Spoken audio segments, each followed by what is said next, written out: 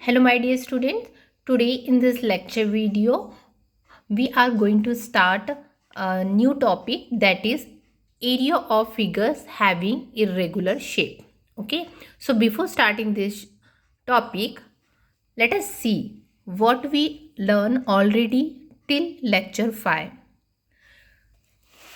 First of all, we learn about what is the formula for area of parallelogram, right? Then on basis of that formula, we did practice set 50.1. Okay. After that, we learn about the area of rhombus. That is also one of the formula. And based on this area of rhombus, we solve the practice set 15.2 also. Then also I upload area of trapezium, how to solve the area of trapezium formula, right? And on basis of this trapezium I solved practice set 15.4, that also we upload. Okay. After that I told you about the area of triangle, how we can use the area of triangle formulas, है ना. तो इसमें दो types के फॉर्मूले थे. सबसे पहले तो half into base into height था, जो कि आपको पता है जब हाइट दिया रहता है तब एरिया ऑफ ट्रायंगल हम फाइंड करते, जो कि हमने लर्न किया था कहाँ पे, हमारे लोअर क्लासेस में. ठीक है. टिल अब तक हम लोग ने याद किया था area of triangle is half into base into height, जब हाइट दिया रहता है. बट व्हाट हैपन, अगर हाइट नहीं दिया रहा उस वक्त क्या करोगे. सो उस वक्त के लिए हमारे पास हेरोन्स फॉर्मूला है, जो कि इस तरह की ट्रायंगल्स में यूज़ होता है जिसमें हाइट नहीं होता है. तो हमने क्या किया, वर्टेक्स ए है उसका अपोजिट साइड कंसीडर किया, उसको स्मॉल ए किया. वर्टेक्स बी के अपोजिट साइड को बी स्मॉल बी लिया. वर्टेक्स सी के अपोजिट साइड्स मीन्स ए सी को ए बी को हमने सी कंसीडर किया. तो इसका क्या किया हमने, सेमी पेरीमीटर सबसे पहले फाइंड किया.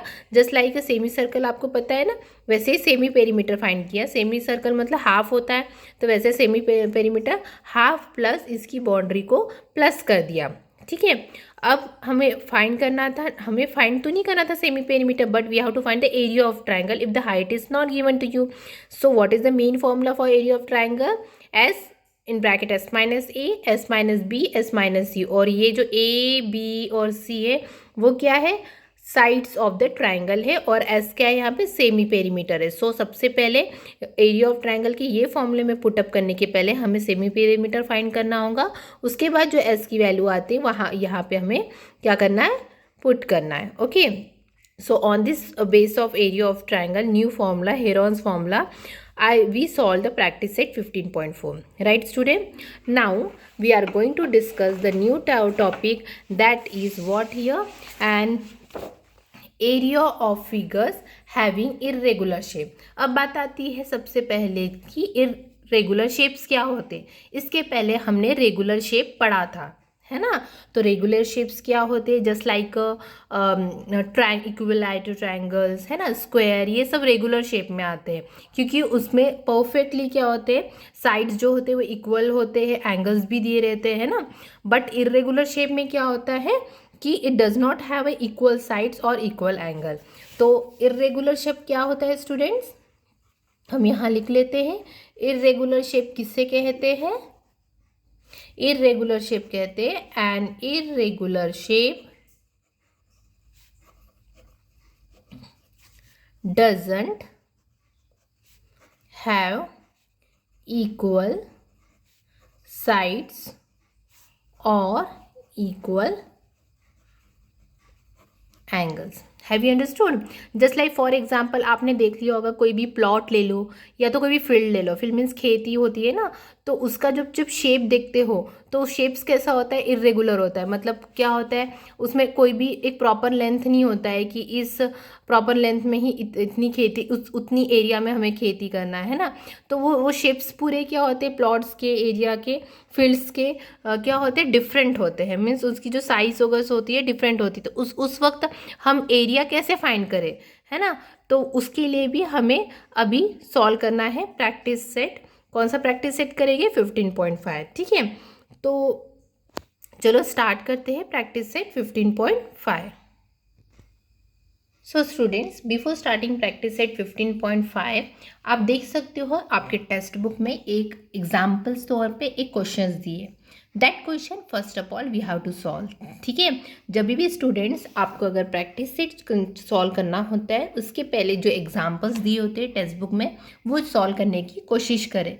जब आपको एग्जाम्पल समझ में आ जाएगा आप अपने आप ही वो क्वेश्चंस जो एग्जाम्पल जो प्रैक्टिस सेट में दिए रहते हैं वो आप इजीली सॉल्व कर पाओगे। ठीक है, तो ये जो एग्जाम्पल हमें सॉल्व करना है इट टोटली डिपेंड है जो कि हमने एरिया ऑफ रेगुलर शेप्स के जो है ना फॉर्मूले हम लोग ने डिराइव किए थे, इवन मीन्स लर्न किए थे, इवन सॉल्व किए थे प्रैक्टिस सेट में। तो इस पूरे फॉर्मूलेज जो होते हैं ना वो हमें इस वक्त इरेगुलर शेप में काम आएंगे, क्योंकि ये देखो आप शेप्स ही देखो, ये इरेगुलर शेप्स दिख ही रहा है ना, जिसमें कि डजेंट हैव इक्वल साइड्स और इक्वल एंगल्स भी नहीं दिखते हैं ना। तो इस इरेगुलर शेप्स का आंसर हमें कैसे निकालोगे? तो इस इरेगुलर शेप के अंदर का हमें पूरा एरिया फाइंड करना है। तो यहाँ पे देखो कैसे क्वेश्चन दिया है, adjacent figure is a polygon. ये जो फिगर है एडजेसेंट मतलब बाजू में है, इसीलिए इसको कहा गया एडजेसेंट। तो ये जो फिगर है क्या है, A B C D E है, पॉलीगॉन है, और all the given measures are in metre. जो भी मेजर्स दिए जैसे ये 10 दिया हुआ है, 12 दिया है, तो ये सब किस में दिया है? इसके यूनिट्स क्या है बेटा? मीटर में है। ठीक है, यूनिट्स क्या है इसमें? मीटर में है। तो आपको क्या फाइंड करना पड़ेगा इसमें? Yes, they ask that to find the area of the given figure. ये फिगर ये जो है ना फिगर का पूरा एरिया फाइंड करना है, मतलब ये जो अंदर में जो क्लोज फिगर है ना ये अंदर का पूरा एरिया फाइंड करना है। तो कैसे फाइंड करोगे आप? देखो अब क्या होता है, हमारे पास क्या है, जैसे यहाँ पे देखो ये एक राइट एंगल ट्रायंगल ये 90 डिग्री दिया, तो हम ये एक ट्रायंगल कंसीडर कर सकते हैं। ठीक है, हमें पार्ट पार्ट में इसको कंसीडर करना पड़ेगा, तब जाके टोटल हमें एरिया निकाल सकोगे। तो एरिया कैसे निकालोगे? पहले तो हमें ये छोटा सा एरिया कंसीडर करना पड़ेगा जो कि ट्रायंगल शेप का है। उसके बाजू में वाला जो एक शेप है, बता सकते हो कौन सा शेप है? यस, दो साइड्स क्या है इसमें? पैरेलल है, और दो साइड्स क्या है? अनपैरेलल। तो ये क्या हो गया हमारा? ट्रेपेजियम हो गया। ठीक है, उसके बाद फिर से एक ट्रायंगल दिख रहा है, और फिर नीचे में देखोगे तो ये कंप्लीट एक ट्रायंगल दिख रहा है जिसकी परपेंडिकुलर भी आपको दिख रहा है ना। तो बेसिकली कितने यहाँ पे फिगर्स है टोटली, ये जो इरेगुलर शेप के अंदर 1 2 3 4 है। तो इस 4 का हमें क्या निकालना पड़ेगा? एरिया निकालना पड़ेगा स्टूडेंट्स। क्या निकालना पड़ेगा? एरिया निकालना पड़ेगा। उस वो सारे एरिया को हम अगर जब ऐड कर देते हैं तो हमको एरिया ऑफ पॉलीगॉन ABCDE मिलेगा। ठीक है, have you understood the concept? ठीक है, तो हम स्टार्ट करते हैं सॉल्यूशन। मतलब हमें पहले क्या फाइंड करना पड़ेगा? एक एक ट्रायंगल को कंसीडर कर सकते हैं। पहले हम लोग क्या करेंगे? Area of triangle AQB find करेंगे। अब एरिया ऑफ ट्रायंगल AQB को देखोगे तो मेजरमेंट ऑफ एंगल Q जो है 90 डिग्री है, तो इसमें कोई पैथागोरस वगैरह अप्लाई होगा कि नहीं? हम लोग डायरेक्टली इसमें क्या करेंगे? Half into base into height का फॉर्मूला लगाएगा। तो क्या है यहाँ पे? हाफ, और यहाँ पे बेस क्या है स्टूडेंट्स?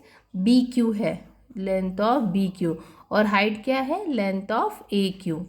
ठीक है, अब वैल्यू पुट करो, हाफ इंटू BQ कितना है? 10, और AQ कितना दिया आपको स्टूडेंट? 13 दी हुई है। ठीक है, कैंसिल कीजिए, 2 5 ज़ा, सो कितना बचा यहाँ पे? 15 3 ज़ा हाउ मच? देन सी 5 3 ज़ा 15, एंड ये कितना है? 65 स्क्वायर मीटर। मतलब area of triangle AQB is equal to 65 square metre. क्यों लिखा बेटा? क्योंकि यहाँ पे मीटर यूनिट जो मेजर है, all the measures are in metre. तो हमारा पहला एक मिल गया एरिया जो कि हमने इसको बॉक्स में कर दिया। ठीक है, अब हम सेकंड फाइंड करते हैं क्या? एरिया ऑफ ट्रायंगल, नहीं एरिया ऑफ, इसके बाद क्या? एरिया ऑफ क्वाड्रिलेटर है ना, क्वाड्रिलेटर मतलब ट्रेपेजियम है। चलो ट्रेपेजियम फाइंड कर लेते। क्या है? AQRE है ना। तो कंसीडर करो AQRE, जिसमें कि हमें पता है डेफिनेशन क्या है? ट्रेपेजियम का half into sum of the length into height, sum of the length of the parallel side into height. तो इसमें पैरेलल साइड क्या है स्टूडेंट्स? ये और ये है।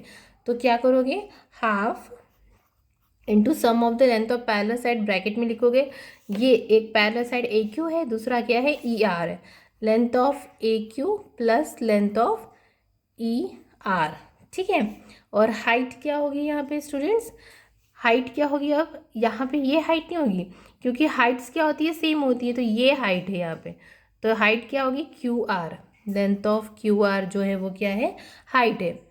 ठीक है, तो हाफ इंटू, अब लेंथ ए क्यू कितनी दी है 13 और ये 17, ब्रैकेट में 13 प्लस 17, ठीक है। But length of Q R, जो ये क्यू आर है टोटल कितना दिया हुआ है स्टूडेंट, यस 12 प्लस 15, तो यहाँ पे क्या लिखना पड़ेगा 12 प्लस 15, सो हाफ इंटू, ठीक है 13 प्लस 17 कितना होगा ये 30 multiply by 12 plus 15 27, so cancel it 2 ones and how much 2 15s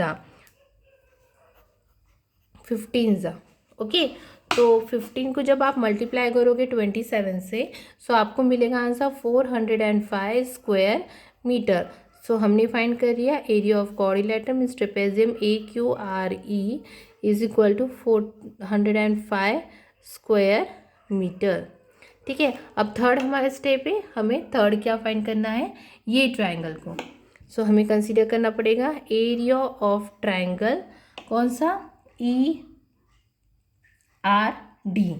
ठीक है, अब हम फाइंड करेंगे ई R D, same procedure, half into base, base क्या है यहाँ पे student R D into height क्या है E R, length of E R, so half into RD, what is the value of RD here 16 and this one is 17, so 2 8s are, so 8 into 17 how much here 136 square metre.